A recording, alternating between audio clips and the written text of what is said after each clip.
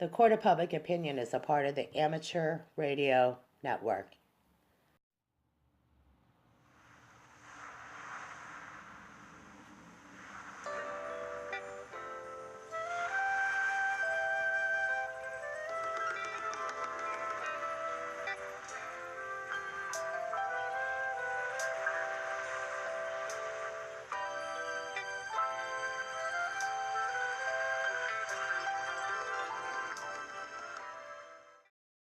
Thank you for listening to the Court of Public Opinion. It was bound to come out, the new identified group called, I'm sorry if I don't get this correct, but Pedo, what? Pedomastery? I have no idea. I'm so sorry. I don't know what the heck that is. I'm going to try to tackle this word. Hold on. We'll be back after this. Planet Radio is a part of the Amateur Radio Network. Okay, I hope I got the right correction for pediatry. I'm not. It's a new activist group, or it's been active for a while. It's a branch off of NAMBLA. NAMBLA is representing Man Boy Love organization. Now, the conflict here is always going to be, as long as the laws are the age of consent. That's one of the laws that have been standing, and I'm positive of this. If people keep talking about hate regarding this topic, we're not going to get very far. Problem I think we find ourselves today, because I gotta be the one to apply some reverse psychology, because there are so many people that group themselves in the psychology group, and they're changing definitions, and they're part of that larger network, which they're going to write the diagnoses, and whether or not you participate in it, it's one thing. That's to be argued. And we're in a perfect area to use this platform. Okay, I'm going to apply reverse psychology, because that's the group we come from. Because I'm trying to understand from someone who calls himself a part of this activist group. I'm not sure if I'm saying this correctly. Pediatry, pedo something. I'm sorry if I'm messing this up. This I'm not trying to be purposely rude. I'm actually trying to understand, and I'm not gonna make that breakaway. I'm sorry. That's just where I'm at. Okay, there is a line to be drawn, because there's legal rights involved children, and that's why we have child activism. That's why we got child advocacy programs, because the laws, as stand corrected, the laws have not changed. Therefore, it is outside of law. And if the laws don't matter in America, or if it's an international law, or it's something that's being pushed, then it would make sense why there's educational rights. There's a couple problems with this, because the age of consent in some states and some countries are different than others. But the global system, in which is, I just went over this a couple generic blogs ago about new languages being used as a global citizen, to be a good global citizen. The problem we're having, okay, is the education system is set up now where we've been told that the church and state, there's the separation between church and state, which is worded differently, and you can go down to case study and case law. The problem with this is that ACLU has defended, and this is the words and the language they're using. They said, stop the bigotry, stop the hate. The problem with that word, that infuriates people. So is this protagonistic, antagonistic? And the problem with that is that the language that's being used is hurtful, demeaning to somebody who would disagree. Applying reverse psychology, the DSM, which has notoriously been changed over time, they're changing the definition. So what is it? Years ago, we've been told that the mental health system would embrace certain things, and there was an exceptions. So it's progress in education now, but we're applying reverse psychology. Either it was that, or now it's this, and that's the progress that they're talking about. There are some concerns here that are complicated. We have looked at the legal system, and we're looking at the taxpayers. And according to the U.S. laws, which I think that's when you get into the lobbyists and you get into all this where it gets really convoluted. They want to demonize people for disagreeing, but the laws are this way. So therefore, this is not about hate. This is about the authority in which rights are given, and that is regulated with the people. If the people go to court and they say, we need to know what legislation states that we can't have a voice here, and it starts to splinter off, because then there are groups that get behind this because they don't want to cause more harm, so they're going to kind of, I don't want to say drown out the other voices. Okay, I'm trying to do the best I can here, because I have to address this, and I have the information available if you need to request it, because in a legal format, I don't know that this is going to be addressed at the court of public opinion. There is laws in this country that at one point or another, it's going to be discussed at a higher court, here or, in my eyes, in heaven. And that's not being religious, but if you're going to use church organizations to push the message, then where is the separation of church and state? What exactly does that mean? Because it's been redefined by another group that it's separation from church and state. Origins of this U.S. laws go back to the early 1700s, well, mid 1700s. These laws were put in force because people had the rights to their own individuality, but it's been redefined and repackaged into something totally different. We have what they call ceremonial laws. We have also marriage laws. These laws were altered, and we knew that if we were making changes in the laws, then that would open the door to other things. Ceremonial law, civil law, and I believe the other one was I'm sorry if I messed this up. Ceremonial law, civil law, and I just messed that up. But we'll get to that, because I don't want to miss my point. That's how moral law, sorry. Okay, so moral law, civil law, and ceremonial law. These are the structures of government. This is the function of judicial system. The judicial system functions, and this is how laws are decided upon. They can interpret law, but the interpreting law doesn't make law. And that was one of the things we saw growing up. Like, hey, this is why you vote. Unless something's been changed, that's what we've been told. That's what we understand as how laws are interpreted. Not by case law, but that's what's been used. That's how they redefined abortion. Abortion was not a law. It became, it became what they call case law. Same with what's going on with the marriage debate, which really should be brought back up, because we didn't really define exactly what that was. Because, see, there is a difference. There's an argument here. And we've gone down that slippery slope because it's been redefined by one group and not the other, misrepresenting really the people. The people overall are divided on this decision on marriage. It only supports one group, and then it's pushed by a group that was powerful and political, and it silenced the majority, or silenced a large majority or silent majority that said, no, we don't want to change the laws. No, we don't DOMA. We don't want all this other stuff to be exonerated. I'm sorry, not exonerated. We don't want people to change that. This is the conflict that America's been running through, or running around the issue. Here's the thing. It's no question that heterosexual marriages have its own share of difficulties. But the same can be said with gay marriage. There are just as many complicated problems that come from that. And I can put together enough information to make the argument that both marriage systems have its own shared problems.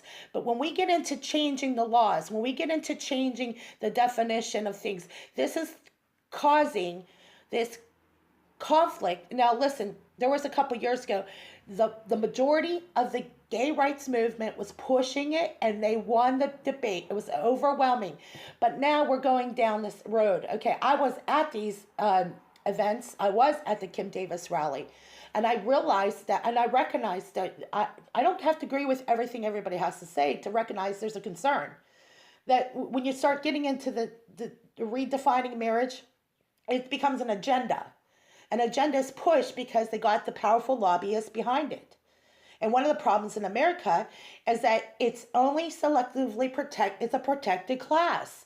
And now we're getting into language where it's a protected class, not whether or not we disagree. It becomes a protected class.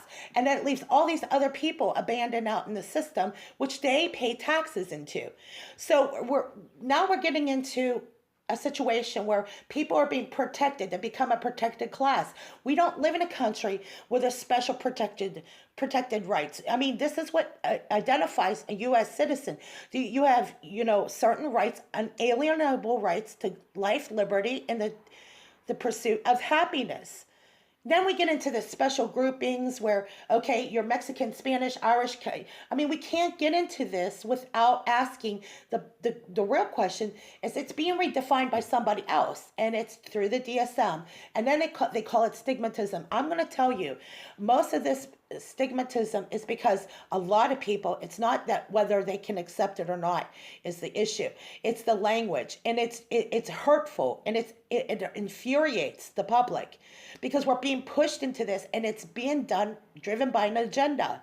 The special protected groups. These special protected groups get a special protections, and it's void of law. There's no law that says that one group's protected over another. One of the problems that comes down to these protected rights, that our government issues applications, and we are in a job, and you have to apply for jobs, just like you have to apply for certain rights under the laws as current stated in our legal system as we speak. If you go and apply for a disability claim under the current laws, okay, you have to produce what category you're in. This is done by just simple paperwork. We all do it. It's overlooked, but we don't put ourselves in protective groups. It's done this way, and I don't know if it's done for marketing purpose. I don't know. I don't want to get down to where, but I'm looking at this language, and I'm thinking some of the stigmatism is not lack of education. It's taking this bold step and saying, we want to be out there and we want to be exposing this issue. The one thing I want to address about exposing this issue, then if you're going to expose that issue, then you need to talk about both sides of this issue when it comes to child advocacy, because children have rights even though they're not of voting age.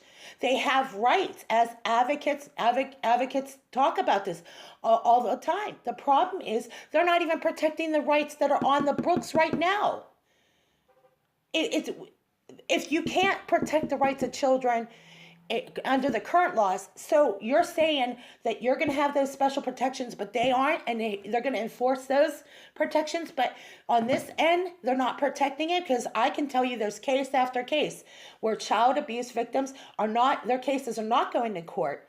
They're being misrepresented.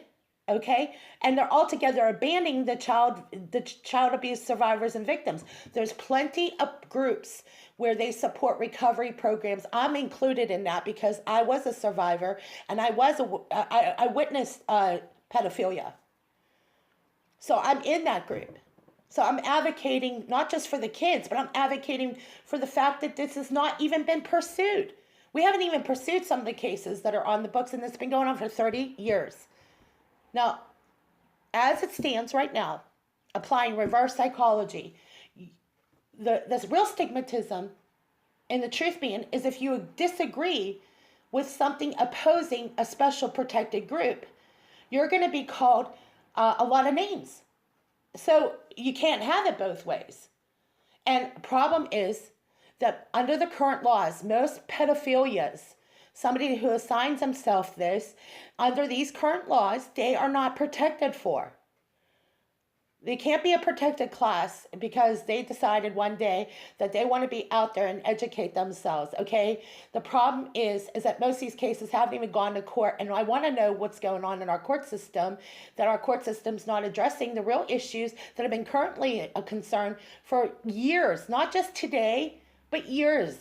It's very rare that these cases go forward. It's very hard for a child to testify under a certain age. They put them in chambers, and that doesn't necessarily mean that these cases go forward. We don't know necessarily what really goes on behind those closed doors. But there are been concerns, and it's the language that's being used. It's the words that are being put out there. And here's the concern. If children can't be activists for themselves, which they are not, okay, but they do have a voice. They're represented by the advocates. They're represented by the certain groups that put themselves in that situation where they are advocacy groups, family advocacy groups, and etc. But even individual Americans in church groups would align themselves there too. Okay, and there's even some gay groups that are opposed to pedophilia because they were victims themselves. So we can't really divide this issue up in just one category or another. But when people start getting protected rights, when they get special protections, that eliminates a large majority of people. Then it gives special rights to this person, and then it makes all these other people irresponsible with their language. And the outrage is that this is being forced into the public, whether we want to or not. And the other problem and concerns that people have, and it's a part of what the discussion is. It's been put out there because they want people to debate, and they want this be a collusion of information. And the truth is that up to this point, and we're well aware the historical roots of pedophilia. Pedophilia goes back way, way long ago. And it's no secret. In fact, the problems that as a root of it is that it's tied to missing children, it's tied to rape, it's tied to these things, and they're suggesting in their, I think, brief bio, I would say NAMBLA, if they want to remove themselves from this rape culture, it's very possible that there is a culture or subculture that believes that. The problem is it's the ability to be at the age of consent. An age of consent gives them the ability to make decisions a lot younger. And to be honest with you, we were all making decisions in the 1980s at 13 and 14 that I would rather an adult make anyway. So I don't know that these are decisions, even, I look at some of the decisions that I personally made at 14 that I wasn't prepared for. I wasn't prepared for the decisions that I had to make at 15 or 16, nor was I prepared to make decisions at 22 regarding sex. I was still very vulnerable, very young, and very naive about the world. I guess the reason being is that there is a policy that we have in America that we would like our children to be able to grow up in a region or and grow up old enough to make decisions for themselves. And from what we look at and what Barack Obama put in place, whether it was legal or not, he did it anyway. It over supersedes what the people's words and the words written in the Constitution, that they're 26, so they can stay at home and collect Obamacare. Well, it's either that, or now you're saying it's the age of consent can be lowered. So it's either you can do this, and it's a lot of double talk is what we're talking about. The real language that I think a lot of people want to know about when it comes to pedophilia rights is that there has to be child rights to be enforced in order for that special protected class to have their fair say. And what has happened in our court system is they have not allowed a lot of these cases to go forward. So I don't know how the rights of pedophilia has been silenced as much as it's become it's a taboo in society. It has been a known fact that in Roman times that there was a certain legal system at one point to believe pedophilia was part of that. And it fell. And it was one of those things that we never wanted to cross the line as a society. Because once we cross into these issues, it goes into this very dangerous area where we start to lose not only our rights as citizens, but then it becomes a confusing message where families have to be in conflict with this. They have to choose their words carefully, and we don't live in a society, or maybe we do, where we have to be careful with what we say, to who we say, to what we say. This language is not spelled out in a fair way. It's not giving people an opportunity to voice their concerns, and we've been told that these children have rights under the law. But when I look at some of these rape cases and sex crimes cases that I've overheard, they're not even going forward with them right now. So you're asking me, you want to have a fair voice as somebody who supports pedophilia. Well, they haven't been arguing these cases, so it would silence those children. And I'd like to know, at what point is intimidation a part of these cases? At what point do children have a say? Because they're not representing them in the court system currently, and they're blocking these cases. So if you want to discuss pedophilia rights, then you have to explain to us why our court systems are backlogged with cases that have not even been heard to begin with regarding child abuse. Because under the current laws, they're not even enforcing the current laws. They're not enforcing them, and they're going after parents who are frightened. And this comes right down to terrorism. It's terrorism in a different definition of terrorism. Parents are told one thing by a school system who is representing either the teacher and the teachers union. If the teacher is found out under the current laws that she's sexually abusing the children, it's called abuse of authority. And no one is immune to these laws. I mean, there's no special rights. Those rights are regardless. If you, proselytize a religion, well, it used to be, okay, you would actually be disqualified or even put on some kind of temporary job. I'm not quite sure the language. I apologize if I don't. But even under the current laws in the United States, they enforce these laws, and those laws are there for a reason, but they're not enforcing the laws they once did. They made it a lot more easier, and they've made it a lot easier for people to argue these cases in the public now. And then there's a backlash. And the problem is they don't even defend the cases that they have currently, and they haven't for a while. There's cases right now in parts of Pennsylvania that haven't even been argued regarding the current laws. So I don't know how you can enforce the laws that are on the book, much less create another protected class in the pedophilias of the world that have concerns that their voice isn't being heard. Well, children's rights haven't been heard either. So there's equal concerns that some of the roots of pedophilia go back to sexual abuse and rape. I believe at this point, the way things are going, that it's not as if children don't have rights. That's the problem. We have parents that are being eliminated from this, and they're saying that, no, this is part of being about being a good global citizen, not being a mom, not being a dad, but more about this confusion with a Z, not a he, not a she. And if they identify with that, then what are we supposed to do? They are represented by a special group.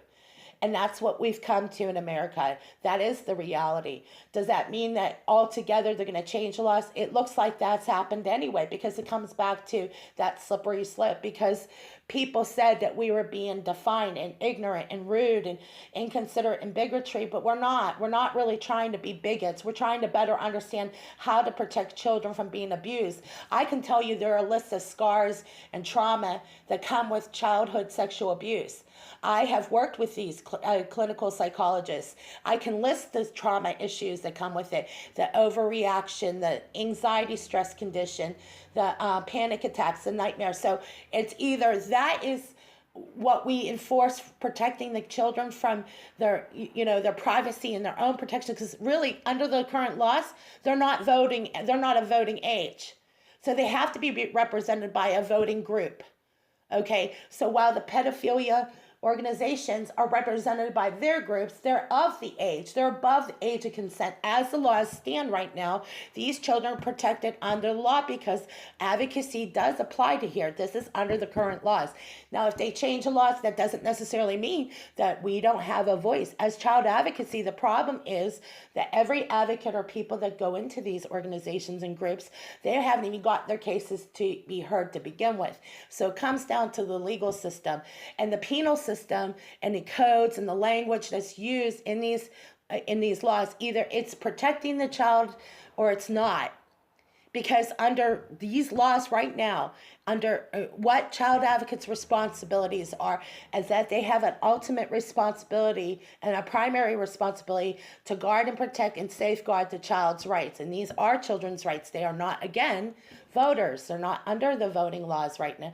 They don't meet the requirements. They are underage. That is the system in which we have operated as a country.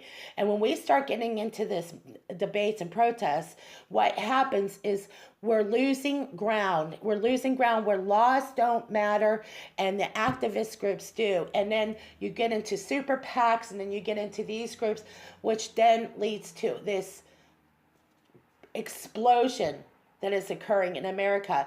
And I don't know about you, but this goes back to the being a good global citizen, shared resources and responsibility. There is no such thing as shared resources because it's one-sided. The Court of Public Those shared Opinion is a resources part are of the one-sided, amateur and radio it's a part of the program. global system. And you're not going to have sovereign countries like they often promote. What is happening is that all these other systems are complicating this process, and the problem we run into is it's a conflict of interest because under the current laws are not enforcing it. Is it one way or the other? That's the concern we have. Either we're protecting the rights of the children or we're not. On that note, the conflict we run into is that it's a very confusing message for a child who's been sexually abused by another person of the same sex. So we run into a number of conflicts and principles and concerns that we need to address. This is not a question whether someone's more alpha male or not, because I've seen more gay men very much brawny and strong, and I could see that maybe within the community there are concerns. It's an epidemic of rape. There's obvious concerns there. In fact, according to the statistics in the gay homosexual community, there is more domestic violence, more rapes, more murders, more conflict, and it's an epidemic. In fact, it's underreported how many sex crimes in the gay community have been committed, and it's staggering. The domestic laws and the domestic violence laws couldn't even keep up with the epidemic of brutality that comes from these statistics. And I know this firsthand because I worked as a volunteer in the crime and the domestic violence units. And these are the real crime statistics that are underreported. So now we can't even create an environment where we can't even change those laws. We can't even get that under control. Now we're pushing another agenda. See, our system is not built. Our criminal justice system is not built to sustain all this. And one could maybe argue why there is a new system called the being a good global citizen, because everybody would be in a prison camp if things were going this direction. It's obvious there's a case to be heard, but applying reverse psychology, and because the language keeps changing, we don't know what we're going to get one day to the next. Is it this disorder or that disorder? It's for you to decide. Because people who support the mental health system and some of the projects that they work under would disagree. They have changed the definition, and it's being done through the mental health system and the hospital system, which brings us to the point about Obamacare, the healthcare issue altogether. Someone asked why the mental health system defined it to begin with if we're just going to change it. See, we don't know what we're getting. We're either going to have the mental health system that is consistent or ever evolving, as they say, or people evolve over time. The thing is there a lot can be argued that some of these disorders can't even be treated with pills, that there's people that look for alternative resources, and they're going to silence that. So we need to have a real debate about what's going on with our current healthcare system and mental health system, which has made this decision on their own, not the people. The problem we run into is patients' rights and advocacy. And what happens is if they don't have their rights protected for, which creates another protective group, and we're dealing with the healthcare system altogether. We're either going to have rights as people and have rights to our own health and our own education, and our rights start with the origins of the laws as it stands. The current Obamacare law can be challenged by the people. The people can also argue that these laws were enforced and there was murky language being used. It's either we're going to have a clear language and be able to challenge Obamacare based on its merits and based on how it was enforced altogether. Medical doctors and surgeons and nurses all need to understand that they're treating people. And when they're treating people, they can't discriminate in the hospital. But we have concerns, and there are ethics, there are values, and there are morals. And the language used in the Hippocratic Oath, which is language that has been used for long periods of time. I mean, when people are treating people for medical conditions, they have to have a code, a number. That is all part of the medical system. So we need to understand this language and re-challenge it, because we need to understand the language of stigmatism. Where did this language come from? The origins of this debate. Are we getting to the point where we can't even understand basic laws? I mean, if we got to the point where it's being redefined and we haven't got to the age grade or level, which most of these children are not at the age of consent, much less a grade level to really truly understand what they're reading. I mean, we're talking about children that are just learning basic sentences and spelling. It's language that needs to be applied to somebody as little as 5 years old to understand. So it goes back in summary that the children are the protected class because they are not at the age and grade level to understand laws and decisions. But we're talking about the primary concern that comes down to protected class. We're not arguing whether this is a stigmatism, but the medical system itself is changing this system. And whether people agree with it or not is another challenge. The question goes back to who's the protected class here. And right now, as it stands, is that the children are always going to be the protected class. Primarily, that is what child advocates do, is that they are given that special permission to be guardians while children are in the process of being adopted and programs. And now that's even in question because there's been an epidemic of abuse of authority altogether. We are concerned. That's why we're addressing it. Thank you. The Court of Public Opinion is a part of the Amateur Radio Network.